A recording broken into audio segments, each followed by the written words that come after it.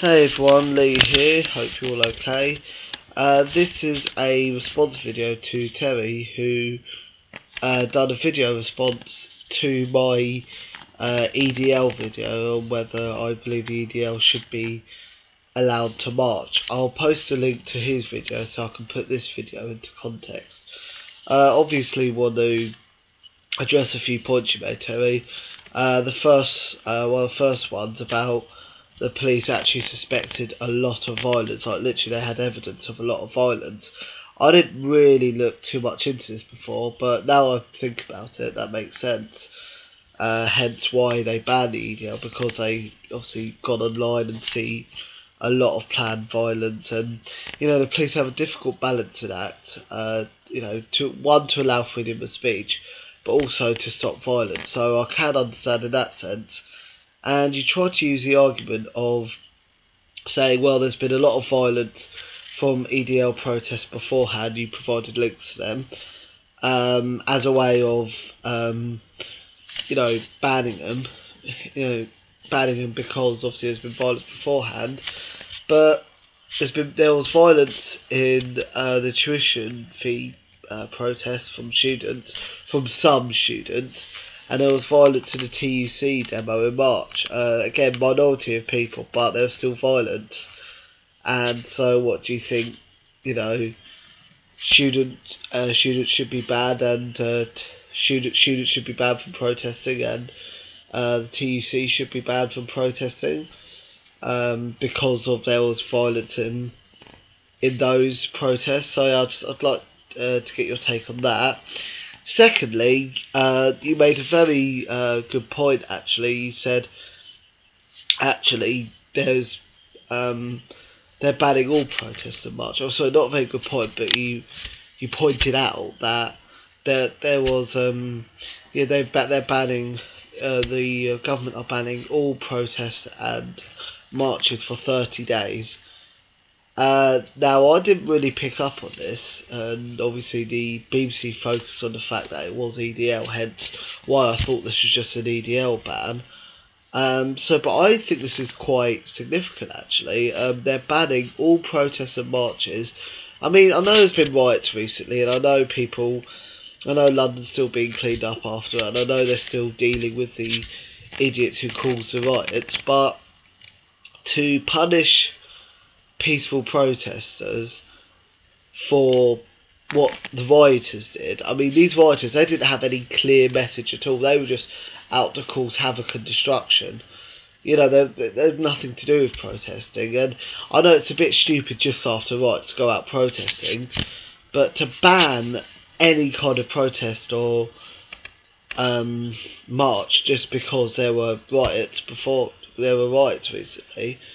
I mean, I know there's a risk to violence in any protest, but I'm sorry, you can't ban the majority of peaceful protesters for that. I don't agree with that at all.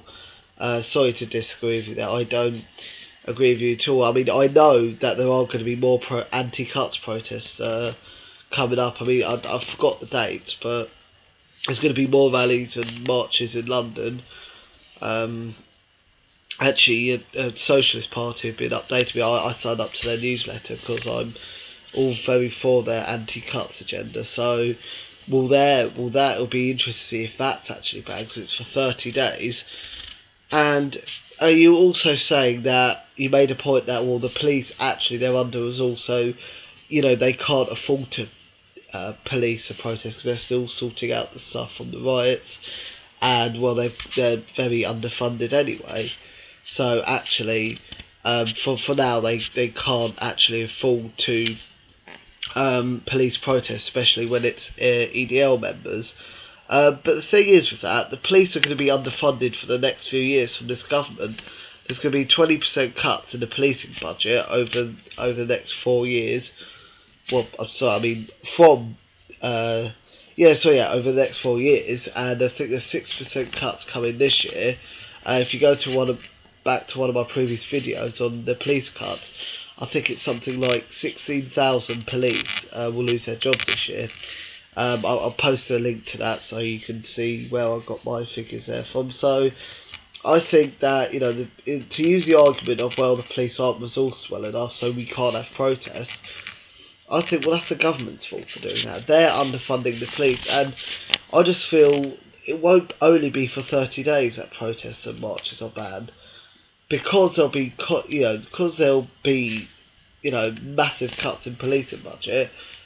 They might ban, the government might ban protests and marches like for the next few years that they're cutting police funding. I mean, actually, if they weren't cutting police funding, there wouldn't be protests and marches. And I just think banning all marches and protests just because of some riots that have gone on, I just think, well, no, we've all got to get on with our lives, and we've all. I mean, it's like I said, it is pretty stupid to protest soon after the riots, but if people are angry about something, they should have the right to protest. I mean, of course, if there's a significant amount of planned violence within that group, for a protest, then fine, ban them, definitely, without a doubt.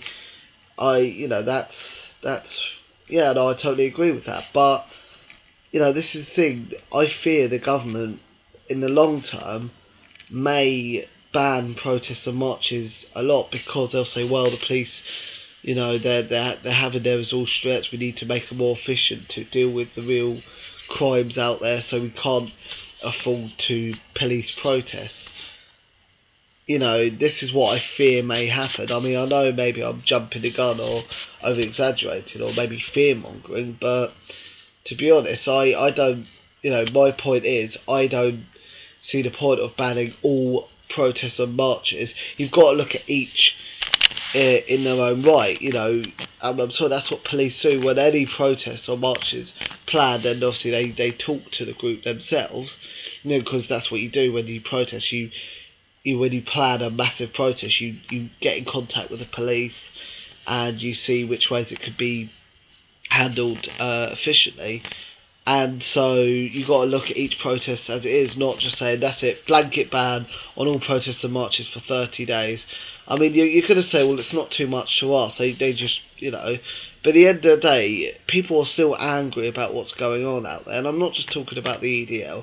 I'm talking about anti-cuts movements like the Socialist Party, the TUC, students. A lot of people are still very angry at this government for what they're doing to our public services, and obviously to police as well.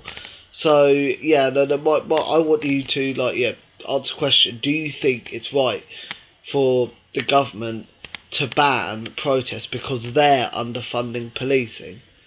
It's not our fault that they're underfunding policing, and we have every right to protest. Do you think it's right to put a blanket ban for 30 days on any protest at all, just because there's been riots recently? I want you to, answer these questions, and also, why did you use the argument of there's been violence in the past, so you've got to ban this group because there's been violence on the protests in the past, and considering that, should the students and the TUC be banned from protesting because there's been violence in those protests? So yeah, I think I've made my point here. Sorry if I've rambled here, and I'm sorry if I've sounded angry. I'm not. I'm just challenging your viewpoint, Terry. And obviously, anyone can comment and debate with me on this. Anyone can find answers for me if they want. So yeah, I think that's all I have to say. I'll provide a load of links, as I've said before. So yeah, thank you for watching. This is Lee. Defending freedom, justice and peace. Okay, thanks, bye.